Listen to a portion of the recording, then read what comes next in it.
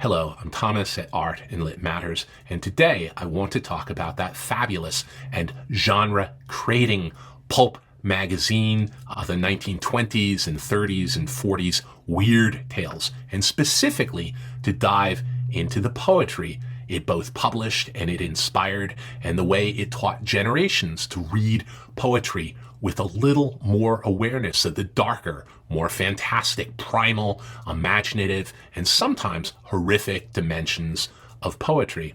But first, let's start with the 1947 publication by Arkham House of August Derleth's Dark of the Moon, Poems of Fantasy and the Macabre, an anthology consisting largely of poems that had appeared in the pages of Weird Tales.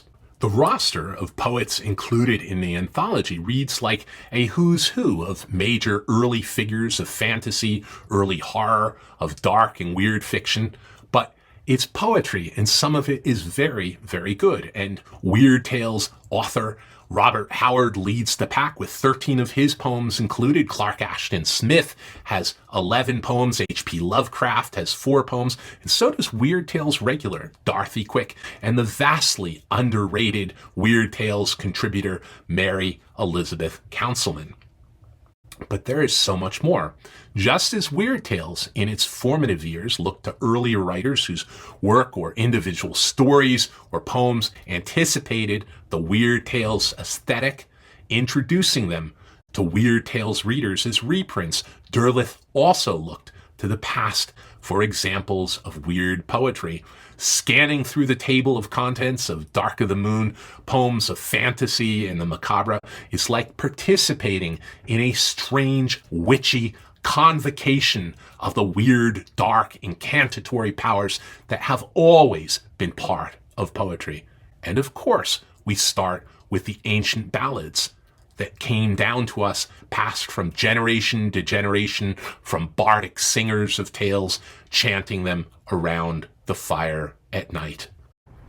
And the early ballads are followed in Derleth's anthology by William Blake and then the Scottish poet Robert Burns. Excerpts from early ballads, Blake and Robert Burns had all appeared in Weird Tales, as do the majority of poems in Derleth's anthology.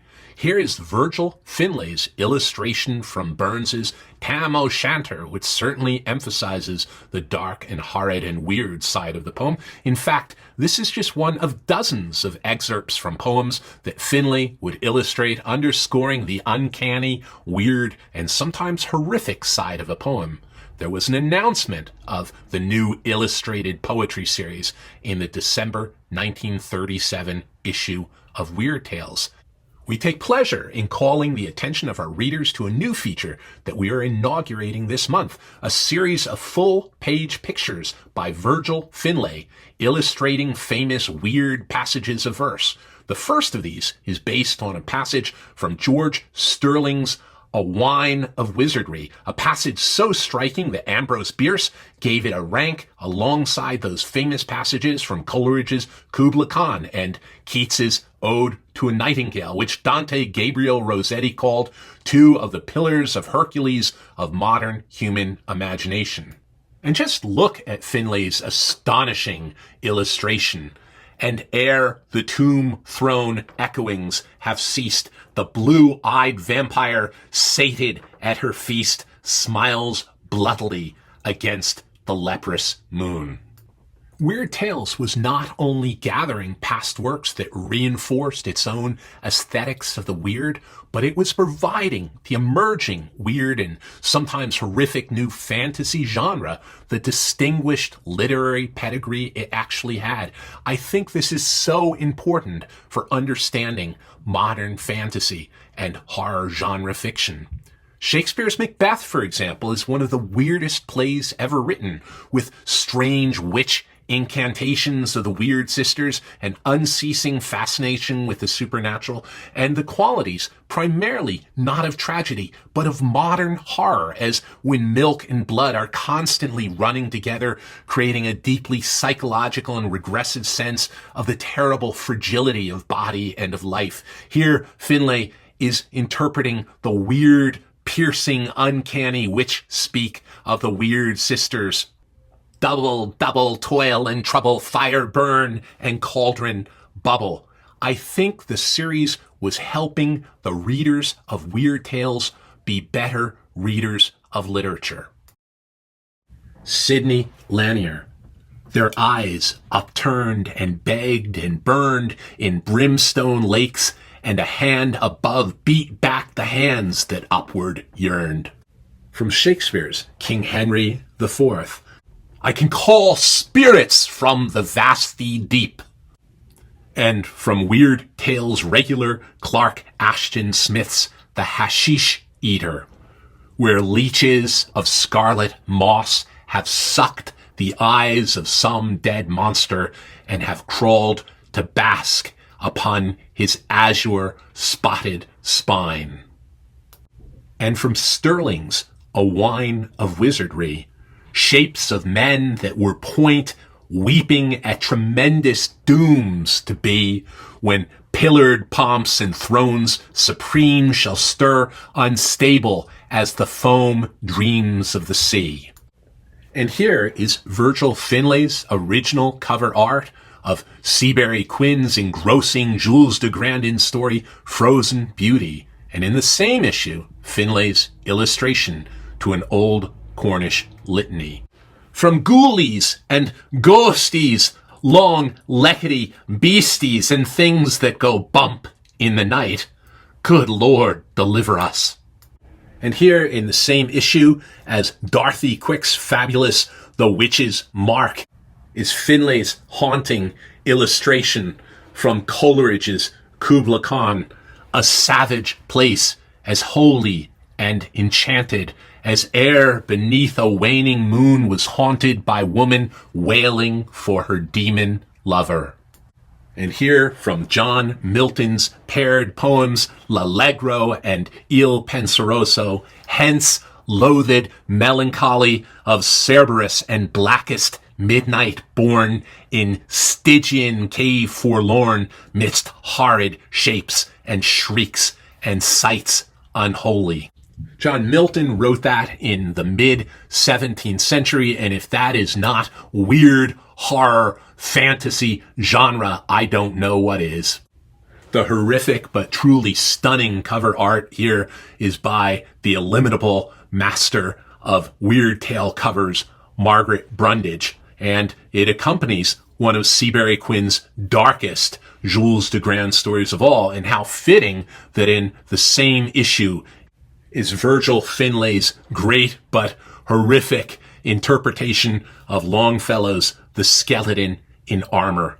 Speak, speak, thou fearful guest, who with thy hollow chest, all in rude armor dressed, comest to daunt me.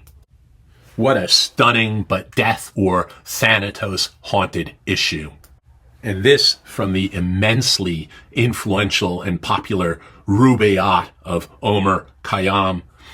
We are no other than a moving row of magic shadow shapes that come and go round with the sun-illumined lantern held in midnight by the master of the show. That could almost serve as a sort of credo for Weird Tales. And in the same issue as Virgil Finlay's stunning image of a modern-day Circe, another excerpt from Sterling's A Wine of Wizardry, Satan yawning on his brazen seat fondles a screaming thing his fiends have flayed ere Lilith come, his indolence to greet. And from Beddoes' Death's Jest book, let us drink then, my raven of Cairo. Is that the wind dying? Oh no, it's only two devils that blow through a murderer's bones to and fro in the ghost's moonshine. And really, I don't know what Weird Tales would have been without the constant influence of Edgar Allan Poe. Here is his poem, Israfel. In heaven a spirit doth dwell, whose heartstrings are a lute.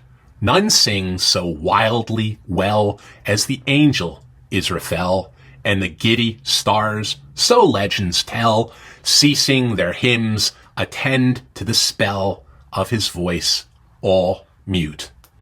And finally, so much literature and poetry of old that was not specifically fantasy or horror still had scenes within them, images, lines in them that are just so perfect for the genre of weird and horrific and fantasy. Right in the middle of Hamlet, you have, when in the high and palmy state of Rome, a little ere the mightiest Julius fell, the graves stood tenantless, and the sheeted dead did squeak and gibber in the Roman streets.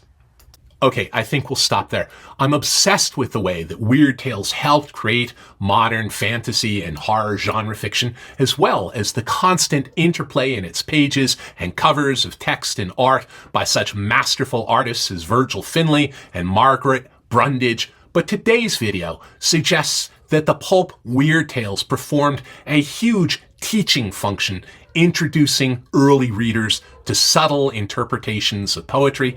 My next Weird Tales video will be on one of my favorite authors, Seabury Quinn, who during the 1920s and 30s was the most popular of all Weird Tale authors, principally because of his main character, Occult Detective Jules de Grandin, who held audiences enthralled while Seabury Quinn plumbed the sort of darker sides of human behavior. Thank you for watching. This video today was specifically inspired by the new series Weird Wednesday by the quite brilliant channel Infinite Text. I've supplied a link below, and please check out her work.